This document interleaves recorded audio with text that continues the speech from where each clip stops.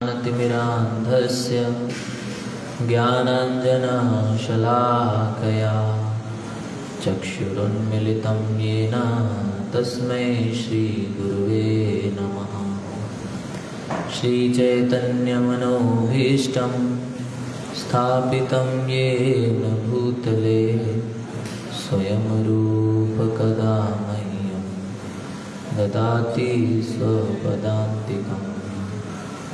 वन्देऽहं श्रीगुरोः श्रीयुतपदकमलं श्रीगुरून् वैष्णवांश्च श्रीरूपं साग्रजातं सहगणरघुनाथान्वितं तं सजीवं साद्वैतं सावधूतं परिजनसहितं कृष्णचैतन्यदेवं श्रीराधाकृष्णपादान् सहगणललिता श्रीविशाखान्वितांश्च। हे कृष्ण करुणा सिन्धो दीनबन्धो जगत्पते गोपेश गोपिकान्त राधाकान्त नमोऽस्तुते। तप्त काञ्चन गौराङ्गी राधे वृन्दावनेश्वरी वृषभानुसुते देवी प्रणमामि हरिप्रिये। वाञ्छाकल्पतरुभ्यश्च कृपासिन्धुभ्य एव च पतितानां पावनेभ्यो वैष्णवेभ्यो नमो नमः। जय श्री कृष्ण चैतन्य प्रभु नित्यानंद श्री अद्वैत गदाधर श्रीवासादि गौर भक्तवृंद। हरे कृष्णा कृष्णा कृष्णा हरे हरे, हरे राम राम राम हरे हरे। हरे कृष्णा। तो आप सभी का स्वागत है श्रीमद् भागवतम कक्षा में। आज विशेष दिन है। आज श्री राधाष्टमी है। जैसे श्री कृष्णाष्टमी रहता है उसी तरीके से राधाष्टमी। तो श्री राधाष्टमी के इस उपलक्ष्य के अंतर्गत हम लोग चर्चा करने जा रहे हैं। ये चला नहीं, हम लोग जो है श्रीमती राधा रानी के विषय में वैसे तो सभी हम लोग सुनते हैं कि श्रीमती राधा रानी के विषय में जो बहुत कॉन्फिडेंशियल है, बहुत गूढ़ है, बहुत ही अधिक गूढ़ तत्व है। राधा तत्व बहुत गहरा है। तो श्री चैतन्य महाप्रभु से पहले राधा रानी नहीं थी, प्रकट नहीं थी। मतलब कहने का अर्थ ये कि जितने भी विग्रह थे भगवान के, भगवान श्री कृष्ण अकेले ही रहते थे। भगवान श्री कृष्ण अकेले रहते थे। राधा रानी उनके साथ नहीं होती थी, अकेले श्री कृष्ण की पूजा होती थी। या कह लीजिए ये था कि वृंदावन वाले जो कृष्ण हैं, ये भी समझने हैं कॉन्सेप्ट। ज़्यादातर लोग यही जानते कि श्री कृष्ण मतलब देवकी नंदन, देवकी नंदन श्री कृष्ण के बारे में ही हम जानते हैं। लेकिन अगर आप गहरे तत्वों में जाएंगे तो हमें पता चलता है कि जिस समय श्री कृष्ण जेल में प्रकट हुए थे देवकी के समक्ष, उसी समय गोकुल में यशोदा के गर्भ से भी जन्म ले चुके थे।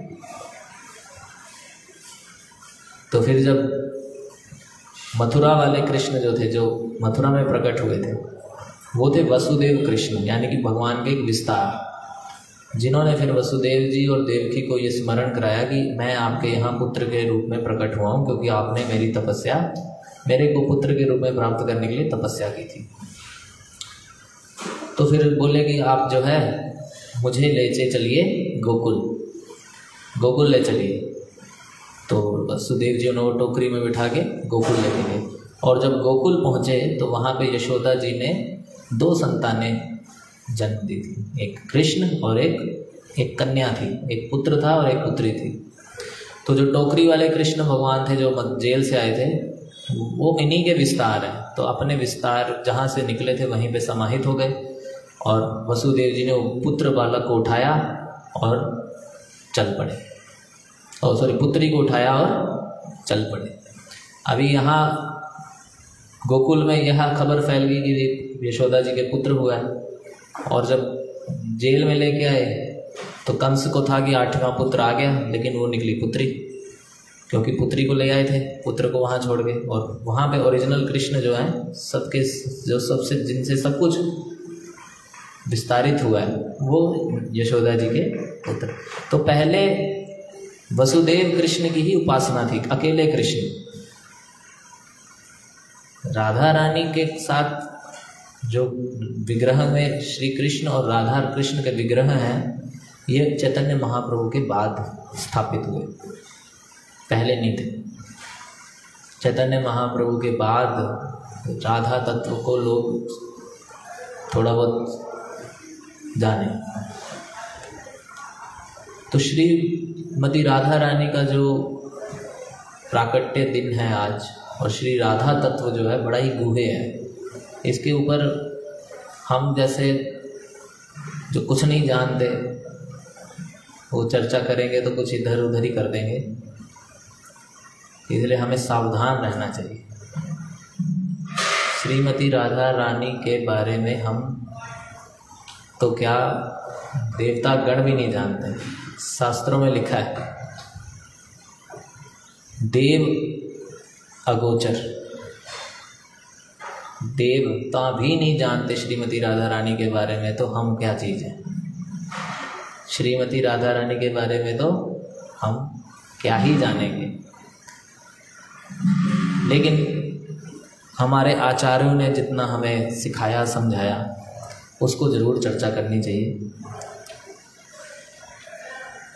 श्रील प्रभुपाद जी लिखते थे कि राधा कृष्ण जो है ना भौतिकवादियों के लिए एक पजल है।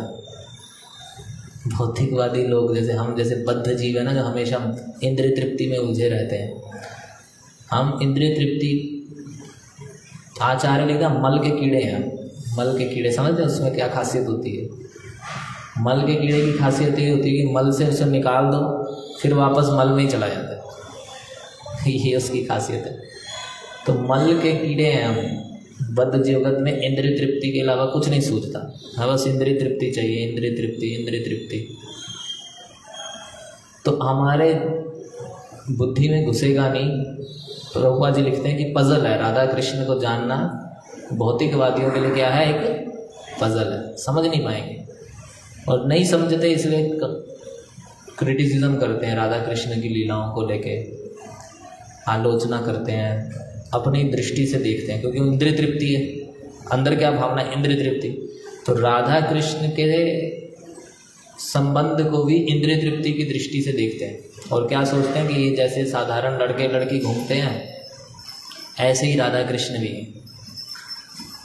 राधा कृष्ण को सही से समझ ही नहीं पाते लोग, इसलिए मैक्सिमम जो लोग हैं वो राधा कृष्ण के विषय में गलत बोलते हैं, और फिर धर्म संवाद इत्यादि करते हैं कि आपके कृष्ण कैसे भगवान हुए, कृष्ण कैसे भगवान हुए। ये तो नॉर्मल लड़का लड़की जैसे करते हैं वैसे ही कर रहे थे, कृष्ण भगवान को समझ नहीं पाते। अभी हम लोग आज ज़्यादा अपने से नहीं कुछ बोलेंगे, हम श्रील प्रभुपाद जी ने जो लिखा है उसे ही पढ़ेंगे। बोरिंग लगेगा आपको, जो यहाँ ध्यान से सुनेगा उसी का कल्याण है। नहीं तो मेरे को तो पक्का पता है जब मैं पढ़ूंगा तो आप लोग बोर ही होंगे, क्योंकि आपको लगेगा कि कोई कहानी सुनाते, कथा सुनाते, राधा कृष्ण की रासलीला सुनाते, कईयों का दिल करेगा कि यार कब ख़त्म हो, कब जाए। लेकिन जो ध्यान से सुनेगा उसको लाभ ही होगा, क्योंकि ऐसे हम राधा रानी को डायरेक्ट घुस जाएं कथा में, वो हमारी भी योग्यता नहीं है और दूसरा आपकी भी योग्यता नहीं है। जब तक मन में इंद्रिय तृप्ति है तब तक राधा नाम और राधा लीलाएं में घुस जाना। इसलिए श्रील प्रभुपाद जी क्या कहते थे, श्रीमद् भागवतम के पहले 10वें स्कंद में आने से पहले 9 स्कंद अच्छे से पढ़ने चाहिए। पहले 9 स्कंद जिन्होंने अच्छे से पढ़े हैं वही राधा कृष्ण की लीलाओं में घुसे, और राधा कृष्ण की लीलाओं में भी जाने से पहले भगवान कृष्ण की और लीलाएं हैं। राधा कृष्ण के जो पंच रस अध्याय हैं उनको जल्दी से टच नहीं करना चाहिए। और ज़्यादातर कथावाचक क्या करते हैं, सब तत्व नहीं बताते, सीधा राधा रानी की और कृष्ण की रासलीला में घुस के रोचक बनाते हैं कथा को। सोचते हैं कि ये हम बताएंगे तो पब्लिक ज़्यादा आएगी, इसलिए हमने पहले ही बता दिया कि हम जो बताएंगे उसमें आप लोग तपस्या करनी पड़ेगी बैठने की। कि यार सोचे थे आज राधाष्टमी है, कोई बढ़िया कथा सुनाते, कोई प्रेम वाली कथा सुनाते, कब राधा जी श्री कृष्ण के गोदी में थी, फिर उसके बाद उधर लटक गई, उधर ये हो गया वो हो गया। ये नहीं, अपने से तो खुद भी क्वालिफाइड नहीं है, और जो प्रभुपाद जी सिखाए हैं वो सिखाएंगे। एक्चुअली में यहाँ बहुत गड़बड़ है, यहाँ मतलब कंसेप्ट ना समझ आने में बड़ी गड़बड़ है। ये भी मैं बता देता हूँ, हमें अनुभव है, अनुभव प्राप्त हो गया इस्कॉन में रहते हुए। कृष्ण भक्ति में जो आते हैं वो जब तक उनका मन साफ ना हो तब तक गड़बड़ हो सकती है। वो भी क्या सोचते हैं कि हम यहाँ आ गए, भक्ति में आए, हम भी तो कृष्ण हैं और कोई माता जी हैं तो ये भगवान ने भेजी हैं। तो इस प्रकार से कृष्ण राधा की लीलाओं को भौतिक दृष्टि से देख के फिर वो अपने ही संबंध बना लेते हैं। क्या करते हैं, अपने ही मैचिंग ढूंढने लग जाते हैं। तो राधा कृष्ण की लीलाओं को बड़े एक तो गंभीरता से और खुद के शुद्धिकरण के लिए सुनना और फिर उसको समझना चाहिए। नहीं तो क्या लगेगा कि हम ही हैं गोपी और हम ही हैं कृष्ण गोप सखा, कृष्ण राधा को छोड़ो, हम ही अपने संबंध बना लें। ये तक मिसकंसेप्शन के कारण ये सब हो जाता है। इसलिए राधा कृष्ण को सही से समझना बड़ा आवश्यक है। बीच बीच में हम थोड़ी कहानी भी बताएंगे, ऐसा नहीं, समय की सीमा के अनुसार ही चलेंगे, समय भी अधिक ना हो। मैंने 2018 में भक्ति पुरुषोत्तम महाराज से एक प्रवचन सुना था। उस दिन शायद मुझे जहाँ तक याद है राधाष्टमी थी, और जहाँ बिल्कुल राधाष्टमी थी मुझे याद आ गया, मेरे जो रूममेट थे सचिनयन गौर प्रभु, जिनकी दीक्षा थी राधाष्टमी के दिन जब परम पूज्य जयपताका स्वामी महाराज से, तो हम 2018 की बात नहीं है, ये 17-16 की बात है। हम लोग, मैं उनकी दीक्षा के लिए उधर गया था, साथ गया था, क्योंकि उनको अपने पेरेंट्स को भी बताना था कि मैं फुल टाइम मंदिर ज्वाइन किया हूँ। मायापुर के रहने वाले थे, मतलब भद्रक के रहने वाले थे, उड़ीसा। तो उनके पेरेंट्स को ये दिखाने के लिए कि इस्कॉन में अच्छे खासे दिखने वाले भी भक्त ज्वाइन करते हैं, उनके पेरेंट्स उड़ीसा के, तो उनको ये लगे कि भाई बड़े अच्छे अच्छे लोग भी ज्वाइन किए हैं तो मैं, हमारा बेटा भी ज्वाइन करेगा तो कोई बड़ी बात नहीं है। तो उनके पेरेंट्स मुझे देख के कन्विंस हो गए कि भी ठीक है, हमारा बच्चा जहाँ गया ठीक है। तो मैं आराम से बात करता था उनके पेरेंट्स को, और पेरेंट्स भी भक्त हैं, वो भी दीक्षित है, फिर भी उनको था कि भी हमारा बेटा ज्वाइन कर जाएगा। तो पहले तो बहुत डांटे उसको, अपने पुत्र को। उसके पिताजी भी भक्त हैं, तो पहले बहुत डांटे, फिर उसके बाद ना इतनी ज़ोर से गले मिले, बोले तुमने मेरा जीवन सफल कर दिया। फिर भी थोड़ा थोड़ा कभी कभी रो जाते थे, लेकिन सेटिंग मतलब हो गया, और आज भक्ति कर रहे हैं सारे। तो जो है वहाँ भक्ति पुरुषोत्तम महाराज जी का हमने प्रवचन सुना था राधाष्टमी के दिन। वो मुझे प्रवचन इतना गहरा लगा, और उसी का थोड़ा सा पॉइंट भी बताएंगे, और श्रीला प्रभुपाद जी श्रीमती राधा रानी के विषय में क्या समझाएं उनको भी हम चर्चा करेंगे। ज़्यादा पॉइंट हो पाए, कितने हो पाए उसका ख्याल नहीं करते हुए थोड़ा बहुत जानेंगे। तो श्रील रूप गोस्वामी अपनी एक पुस्तक ललित माधव नामक पुस्तक में वर्णन करते हैं कि हिमालय पर्वत है, हिमालय की पुत्री है पार्वती, और पार्वती का विवाह हुआ शिव जी से। तो हिमालय में महादेव, हिमालय की पुत्री जो है पार्वती महादेव की पत्नी बनी।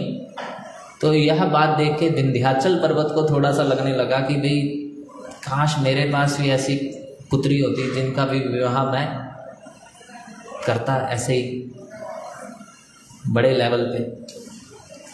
तो उनके मन में था कि मुझे तो हिमालय से भी बढ़ के चाहिए, तो मैं ऐसी पुत्री प्राप्त करना चाहता हूँ जो उनको विवाहित हो, जो महादेव को भी हरा सके, महादेव के भी श्रेष्ठ हों, और जो इस पूरे सब जगत के राजा हो जाएं। तो इस उद्देश्य से विंध्याचल पर्वत ने तपस्या करी। ब्रह्मा जी प्रकट हुए और इन्होंने अपनी इच्छा व्यक्त करी कि मुझे ऐसी पुत्री चाहिए जो क्या करे, उनसे जो हिमालय पर्वत की पुत्री पार्वती का विवाह जिनसे हुआ है उनसे भी जो श्रेष्ठ हो, ऐसे महान व्यक्ति से जिनका विवाह हो। तो ब्रह्मा जी सोचने लगे कि अभी क्या है कि महादेव को कौन डिफीट कर पाएंगे। तो भगवान ब्रह्मा जी ने विचार लगाया और यही विचार निकला कि कृष्ण भगवान धराधाम पे अभी प्रकट होने वाले हैं, और जब श्री कृष्ण प्रकट होंगे वही हैं एकमात्र महादेव जी के भी स्वामी। तो जो है ब्रह्मा जी ने राधा रानी से रिक्वेस्ट करी कि आप जो है विंध्याचल की पुत्री बनके प्रकट हुई। स्वीकार कर लिया इन्होंने, और विंध्याचल के यहाँ पे 2 पुत्रियाँ प्रकट हुई। अभी दूसरी ओर कंस 8वीं संतान के लिए ललायित था, भी कब 8वीं संतान आए मैं उसका वध करूं और अपने काल को नष्ट कर दूं, क्योंकि देवकी के विवाह के समय आकाशवाणी हुई थी कि देवकी के गर्भ का 8वां संतान तुम्हारा वध करेगा। तो इधर भगवान श्री कृष्ण प्रकट हो गए। ये लीला चली, भगवान श्री कृष्ण को गोकुल लेके जाया गया और ओरिजिनल कृष्ण को ले आया गया, मतलब पुत्री ले आए गए और ओरिजिनल कृष्ण वहीं गोकुल में, अब यशोदा मैया के घर में। पुत्री ने अनाउंस किया, जब वो योग माया है तो वो भगवान की शक्ति थी, अब पुत्री पैदा हुई। तो जब इन्होंने पुत्री को मारने का प्रयास किया कंस ने, तो वो भव्य रूप धारण करके बोले कि तुम्हें मारने वाला प्रकट हो गया है। और साथ ही साथ वर्णन मिलता है कि ये भी बोले कि 8 शक्तियां भी अलग अलग जगह पे प्रकट हुई हैं। तो जब ऐसी बात सुनी तो कंस के पूतना को बुलाया कि तुम्हें बच्चे जो पैदा हुए हो तुम लड़के तो सब मार दो, और लड़कियां जितनी भी पैदा हुई हैं इन आसपास के दिनों में 10 दिन के अंतर्गत में उन पुत्रियों को किडनैप करके यहाँ ले आना, क्योंकि बड़ी ऐश्वर्यशाली बताई जा रही है, तो हम ही रख लेंगे। तो पूतना जो है भ्रमण करने लगी सब जगह, पुत्रों को तो मारने लगी। इस प्रकार वो जब विंध्याचल पर्वत के ऊपर से जा रही थी उसने देखा कि यहाँ 2 पुत्री हैं, तो उनने क्या किया, दोनों पुत्रियों को किडनैप कर लिया। और जैसे ही वो उड़ती जा रही थी तो यहाँ पे विंध्याचल पर्वत को जब पता चला कि ऐसे ऐसे हो गया, तो उन्होंने ब्राह्मणों को बोला कि आप मंत्र उच्चारण करके इस आसुरी का शक्ति खत्म करो पहले, तो ये कहीं ना जा सके। तो मंत्र उच्चारण बोले गए, इसकी शक्ति को छीन कर दिया गया पूतना की, और इसने एक पुत्री गिरा दी विदर्भ में और एक पुत्री गिरा दी ब्रज में। तो फिर जो है यहाँ से इस प्रकार से कथा प्रारंभ हो जाती है। ये श्रील रूप गोस्वामी इसको वर्णन करते हैं कि फिर वृषभानु और कीर्तिदा जी यमुना के निकट पहुँचते हैं, और वहाँ पे क्योंकि हैं तो ये राधा रानी, तो फिर वो कमल के पुष्प में एक पुत्री प्राप्त होती है इन्हें, और उसकी आंखें नहीं खुली होती है और ना ही वो कुछ रो रही होती है। तो ये उनको लेके आ जाते हैं। फिर आगे की स्टोरी जैसे फिर कथा जो है कनेक्ट होती है, फिर यही बन जाती है वृषभानु नंदनी। और वो जो विदर्भ में थी, विदर्भ वाली रुक्मिणी जी हो जाती है भीष्म पुत्री। हालांकि ये सब भगवान श्रीमती राधा रानी के ही विस्तार है, जितनी भी लक्ष्मियाँ हैं कौन है, श्रीमती राधा रानी के ही विस्तार है।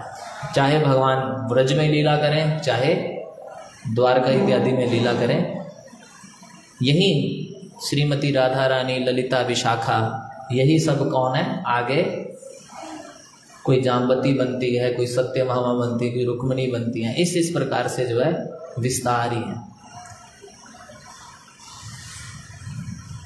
सत्यभामा कौन है, श्रीमती राधा रानी, जो कि एक्चुअली द्वारका लीला में भगवान की पटरानी बनती है। उसी प्रकार ललिता जी जामवती जी है, विशाखा भी इसी प्रकार से भगवान की पटरानियों में एक है। तो इस प्रकार से हम श्रीमती राधा रानी के बारे में, उनके प्राकट्य के विषय में श्रील रूप गोस्वामी से जाने। और साथ ही साथ जो है श्रीमती राधा रानी कौन है? भगवान की आह्लादिनी शक्ति, प्लेजर पोटेंसी जिसको बोलते हैं, आनंद प्रदान करने वाली शक्ति है। भगवान की शक्तियों को भगवान से अलग वैसे नहीं देखा जा सकता, क्योंकि जैसे आग और आग की गर्मी, क्या वो अलग है?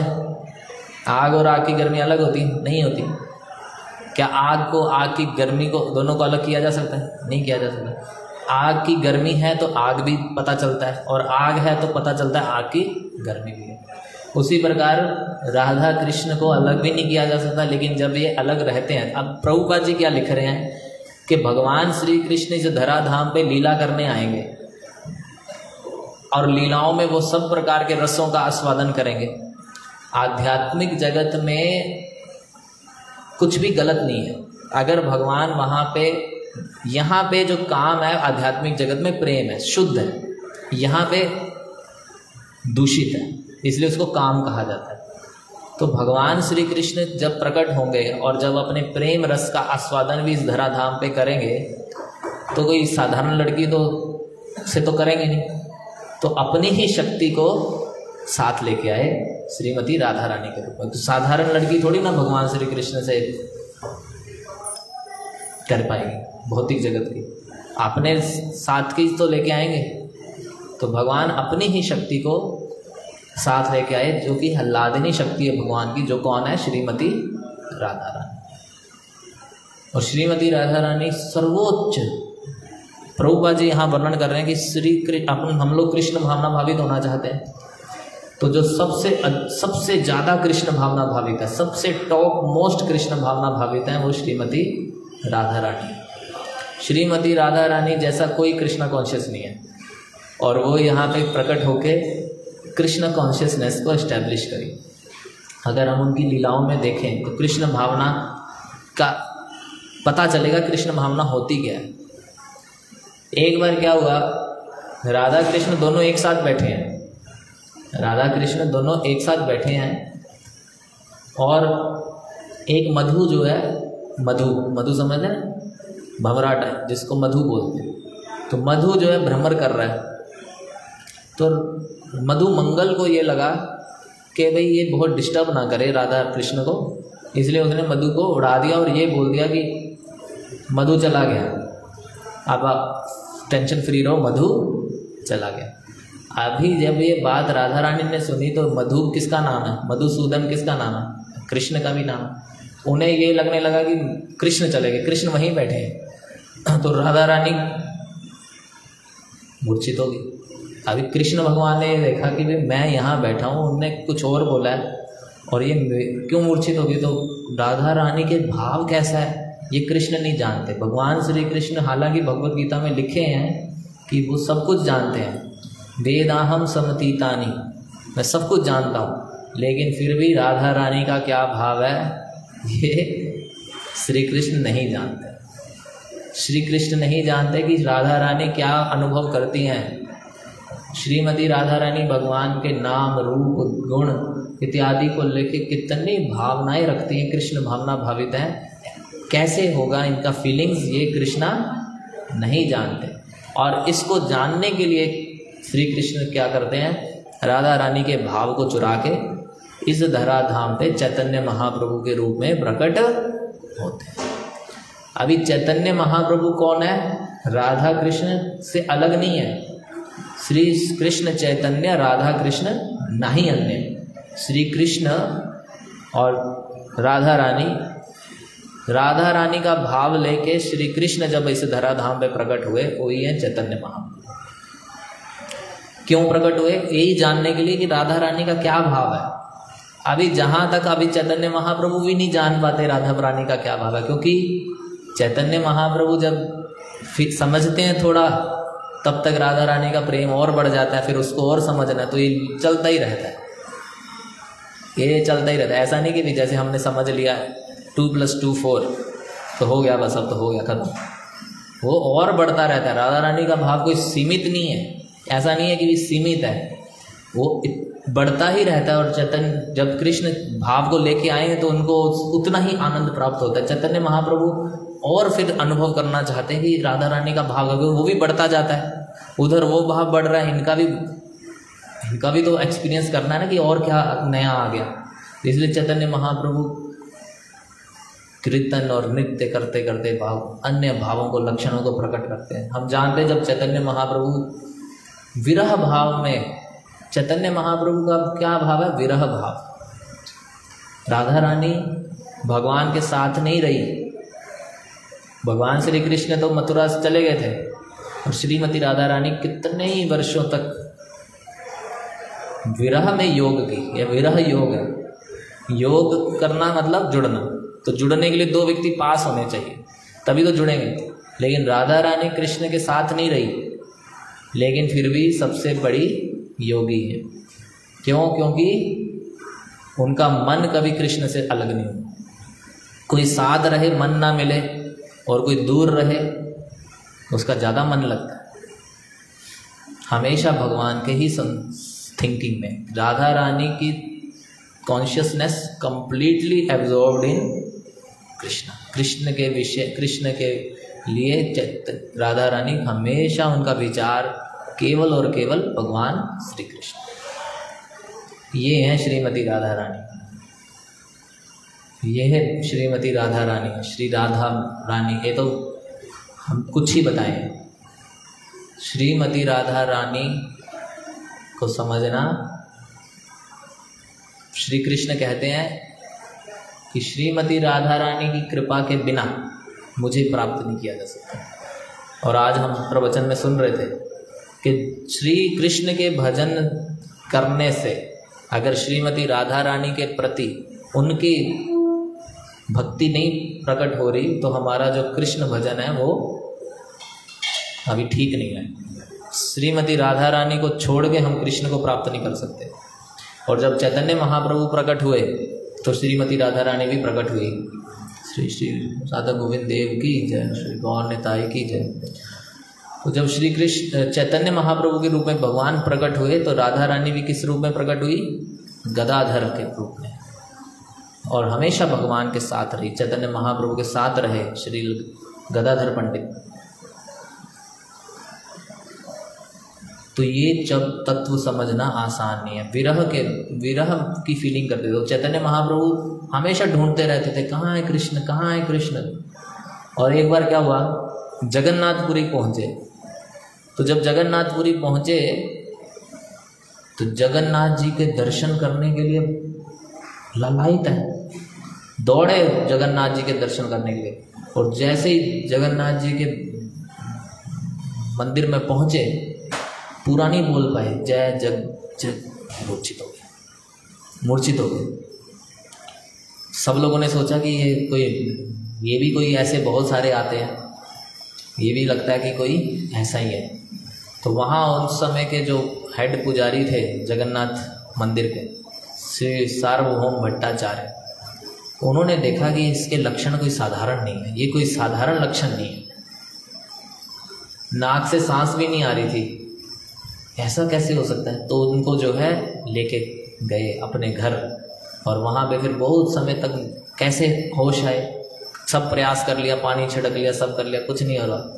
उधर से नित्यानंद प्रभु को जब दर्शन करने पहुँचे जगन्नाथपुरी तो उन्होंने सब लोगों ने बताया कि आपके साथ तो चैतन्य महाप्रभु वो तो ऐसे ऐसे हो गया, वो सार्वभौम भट्टाचार्य के घर पे है।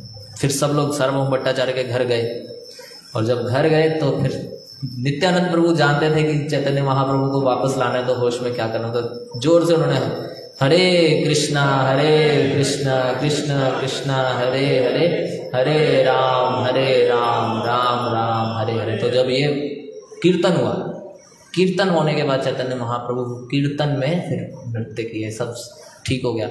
फिर जो है सार्वभौम भट्टाचार्य बोले कि आप एक यंग सन्यासी हो, युवा सन्यासी हो, आपने सन्यास आश्रम ले लिया बड़े युवावस्था में और आप वेदांत का दर्शन पढ़िए, आप वेदांत पढ़िए, आप यंग है काफ़ी, आपको वेदांत पढ़ना चाहिए, आइए मैं आपको वेदांत सिखाता हूँ। तो जो है चैतन्य महाप्रभु सार्वभौम भट्टाचार्य से 7 दिन तक श्रवण करते रहे, कुछ नहीं बोले। सार्वभौम भट्टाचार्य को लगा कि कुछ बोल नहीं रही, इन्हें समझ आ रही है कि नहीं आ रही। तो उन्होंने पूछा कि आपको समझ आई, कुछ कैसा चल रहा है? तो फिर चैतन्य महाप्रभु जो है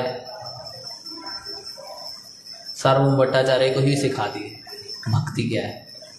करे वेदांत का, कल जैसे हम अपना चर्चा कर रहे हैं, वेदों का लक्ष्य कौन है? श्री कृष्ण।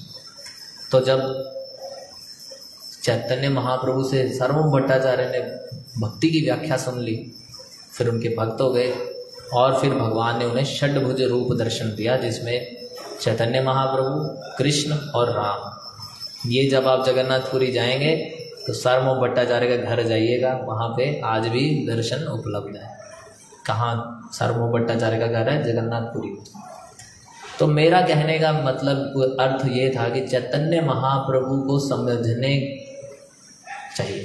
चैतन्य महाप्रभु को जब हम जानेंगे तब हम जान पाएंगे श्रीमती राधा रानी को, और फिर तब हम जान पाएंगे आगे श्री कृष्ण। अब चैतन्य महाप्रभु को जानने के लिए श्री चैतन्य चरितामृत हमारे पास उपलब्ध है। तो आसान नहीं है।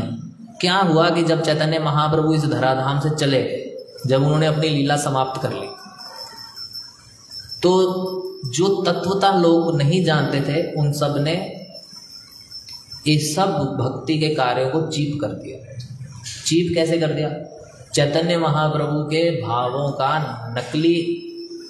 नकली दिखावा करने के कारण लोग अपने आप को चैतन्य महाप्रभु को अनुयायी कहने लग गए और सोचने लगे कि हम चैतन्य महाप्रभु के भाव को प्राप्त कर लिए, और फिर नकली से सब कुछ करने लगे, नकली बन गए, नकली मूर्छित हो जाना, नकली रोना, नकली चिल्लाना, अंदर से कुछ भाव नहीं है। इस प्रकार से कई अपसंप्रदाय खड़ी होंगी जब चैतन्य महाप्रभु चले गए। अपसंप्रदाय खड़ी होंगी। आप जानना चाहोगे अपसंप्रदायों के नाम क्या क्या है? कौन कौन भक्त जानना चाहेगा अपसंप्रदायों के नाम क्या क्या है? तो अपसंप्रदाय खड़ी होंगी जिसमें चैतन्य महाप्रभु के भावों का नकली से कोई अपने आप को चैतन्य महाप्रभु के अनुयायी बताते हुए खुद को ही कृष्ण मान के, और फिर बहुत गंदा गलत एक मैसेज छोड़ने लगा कि अपने आप को वैष्णव कह रहे हैं, लेकिन क्या करते थे, खुद को कृष्ण मान लेते थे। फिर अन्य जो माताएं हैं, स्त्रियां, उनको बोलते थे आप गोपियां हो, या खुद ही गोपी भाव का नकलीपन दिखावा करने लगे। कोई कांटे वो पहनने लग गया कि हम ही अब गोपी भाव में हो गए हैं। आजकल भी हम देखते हैं ऐसे कई निकल आते हैं जो पहन लेते हैं चूड़ियाँ उड़ियाँ और तिलक बिंदी लगा के, सुर्खी लगा के, और जो है खुद को गोपी भाव में नाचते फिरेंगे। पुरुष हैं लेकिन वो सब नकली, तत्व नहीं जानते, किसी तरीके से नकलीपन अपने आप में नकली कर दिया, इजी चीप कर दिया। चीप समझ ना, चीप कर दिया, सस्ता कर दिया। तत्व को क्या कर दिया? सस्ता कर दिया। तत्व को सस्ता कर दिया। खुद को बोलने लगे कि हम ही गोपी हैं, और कई तो गुरुजन बोलने लगे हम कृष्ण हैं, सब गोपी हैं, आओ हम नृत्य करें। तो आपको गोपी भाव मैं देता हूँ, मैं ही दूंगा गोपी भाव आपको, मैं आपको राधा भाव का अनुभव कराता हूँ, मैं ही कृष्ण, मैं गुरु हूँ, मैं कृष्ण। इतना ढोंग चल गया, इतना ढोंग चल गया। चैतन्य महाप्रभु के जाने के बाद फिर शिला भक्ति विनोद ठाकुर, शिला भक्ति सिद्धांत सरस्वती ठाकुर और फिर शिला प्रभुपाद जी, ये तीनों का कॉम्बिनेशन एक एक समय करके आते रहे और इन सबको ध्वस्त किया। आज की डेट में फिर से शुरू हो रहा है। आज की डेट में भी सब लोग वृंदावन जा रहे हैं, सब लोग भाव प्रकट कर रहे हैं, लेकिन कोई अपने में सुधार नहीं कर रहा। वृंदावन जाएंगे, वहाँ पे भाव बहुत आएगा, बहुत भाव आ रहा है, बहुत भाव आ रहा है, लेकिन पालन करने के लिए बोल रहे हैं कि आपको ये पालन करना है, नियम पालन करिए। जैसे यहाँ भी कई बार भक्त आते तो हमें कंठी माला चाहिए, क्यों? क्योंकि किसी हम भी कंठी पहन के भक्त बनेंगे, लेकिन हम बताएं कि देखिए कुछ चीज़ें छोड़नी है तो एकदम नहीं छूटेगा तो नहीं, प्रयास भी नहीं करना, प्रयास भी नहीं करना। तो अगर हम प्रभुपाद जी के द्वारा स्थापित तत्वों को सबको नहीं समझाएंगे तो क्या होगा?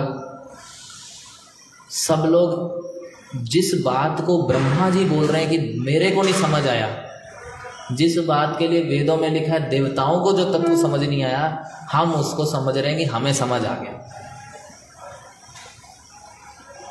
इवन प्रभुपाद जी लिखते हैं कि यहाँ इस भौतिक जगत में बड़े बड़े ज्ञानी योगी ये ना समझ पाए श्रीमती राधा रानी को, और हम श्रीमती राधा रानी को समझ गए। तो ब्रह्मा जी क्या कहते हैं 10वें स्कंद में? ब्रह्मा जी क्या कहते हैं, मैं थोड़ा दिखाता हूँ आप लोगों को। ब्रह्मा जी कहते हैं,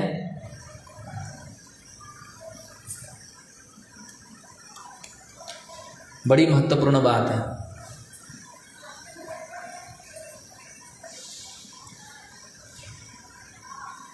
ब्रह्मा जी कहते हैं कि कहने दो इन लोगों को, जो भी ऐसा कह रहे हैं कि मैं जान गया मैं जान गया, इनके बारे में तो मैं ही क्या कहूँ, मैं खुद नहीं जाना तो इनके बारे में मैं क्या बोलूँ। ये तो ऐसे ही बोले जा रहे हैं कि मैं जान गया मैं जान गया। मैं ब्रह्मा जिसने सारे वेद पढ़ लिए, जिनके पास सब ज्ञान है, मैं ही नहीं जब तक राधा कृष्ण को जान पाया, तो यहाँ के लोग क्या बोल रहे हैं मैं जान गया मैं जान गया, क्या बोले इनके बारे में? ब्रह्मा जी भी नहीं बोलना चाहते, ब्रह्मा जी भी नहीं बोलना चाहते। ये तो महिमा है राधा रानी की। तो वृंदावन में इन तत्वों को कोई प्रकाशित नहीं कर रहा, इन तत्वों को कोई प्रकाशित नहीं कर रहा। हमारे प्रभुपाद जी, हमारे मतलब हम सबके प्रभुपाद, सब जगत के प्रभुपाद जी क्या लिखते हैं? कह रहे हैं कि वृंदावन जिन्होंने उजागर किया, किन्होंने उजागर किया? षड गोस्वामी। षड गोस्वामी जो कि श्रील रूप गोस्वामी, श्रील सनातन गोस्वामी, श्रील रघुनाथ दास गोस्वामी, श्रील रघुनाथ भट्ट गोस्वामी, श्रील जीव गोस्वामी, श्रील गोपाल भट्ट गोस्वामी। ये गोस्वामी कौन है? ये राधा रानी की सेविकाएं हैं परम धाम में। ये यहाँ पे जब धराधाम पे आई अन्य इस रूपों में, षड गोस्वामी के रूपों में, तो इन्होंने कभी भी ये नहीं कहा कि मुझे राधा कृष्ण मिल गए। प्रभुपाद जी क्या समझाते हैं? कभी भी ये नहीं कहा कि मुझे राधा कृष्ण के दर्शन हो गए। ये किस भाव में है? कब मुझे दर्शन होंगे। ये चिल्ला रहे हैं हे ललिता हे विशाखा, कहाँ हो कहाँ हो, इनके भाव ये हैं। और हम 2 घंटे के लिए वृंदावन जाएं, पूरे धंधोड़ा पिटो देते हैं कि हम जान गए भगवान को, हमें तो सब जान गए भगवान। कैसे भगवान को प्रेम से ही जीता जा सकता है, ये बात सत्य है। भगवान को किससे जीता जा सकता है? प्रेम भाव के भूखे हैं। लेकिन भाव हमारा मनमोजी भाव नहीं होना चाहिए कि हमें जो अच्छा लगे वही भगवान को स्वीकार करना है। भगवान हमारे ऑर्डर कैरियर नहीं है कि हमारे ऑर्डर्स को भगवान मान्य करे। भगवान को अगर हमें प्रसन्न करना है तो हमें पहले अपने मक्खन रूपी मन को साफ करना पड़ेगा। काला मक्खन कौन खाएगा? गंदगी वाला। जिसने मान लो मक्खन आपने बनाया, मक्खन बनाया, उसमें धूल मिट्टी लगी हुई है, खाएगा कोई? नहीं खाएगा। पहले मक्खन एकदम प्योर मक्खन बनाइए हृदय को, तब कृष्ण इसी को चुराने आएंगे। ऐसे मक्खन जैसे मन जो है गोपियों के थे, और सबसे स्वादिष्ट मक्खन श्रीमती राधा रानी का है, जिसको चुराने के लिए बार बार कृष्ण पीछे पड़ते हैं। ऐसे नहीं है राधा रानी का भाई कोई भी साधारण भौतिकवादी लड़की कोई राधा रानी नहीं। श्रीमती राधा रानी का मन में केवल और केवल श्री कृष्ण, केवल और केवल श्री कृष्ण। और जितनी भी गोपियां उनके मन में निर्मल है, भगवान के अलावा कुछ विचार नहीं है। बाह्य दृष्टि से हम लोग देखते हैं सबके विवाह हुए, सबका ये है, लेकिन सबके मन कृष्ण से जुड़े। प्रभु श्रील प्रबोधानंद सरस्वती इसके संदर्भ में कथा सुनाते हैं, कैसा प्रेम कृष्ण भगवान के साथ। जैसे मान लीजिए कि किसी कन्या का विवाह किसी के साथ हुआ, लेकिन उसका प्रेम कहीं और है, तो अपने प्रेम के विषय में ही चिंतन करेगी। और अपने घर के काम भी सबसे बढ़िया कर देगी, और जब उसको मौका मिलेगा तो वो उस अपने प्रेमी से मिल भी लेगी। उसी प्रकार से भक्तों को होना चाहिए। अभी हमारी परिस्थितियां कहाँ कहाँ, कोई क्या है, कोई स्टूडेंट है, कोई कुछ है, लेकिन चिंतन किसका होना चाहिए? श्री कृष्ण। अपने काम करते रहो, काम बढ़िया हो जाएंगे, बल्कि जिसको कृष्ण से प्रेम है उसके सारे काम बढ़िया हो जाएंगे। तो श्रीमती राधा रानी को समझना ऐसे ही नहीं। कई बार टी शर्टें हम पहन लेते हैं, राधा राधा वाली टी शर्ट पहन लेते हैं, तो हमें उससे भक्ति नहीं आएगी। मन साफ करना पड़ेगा।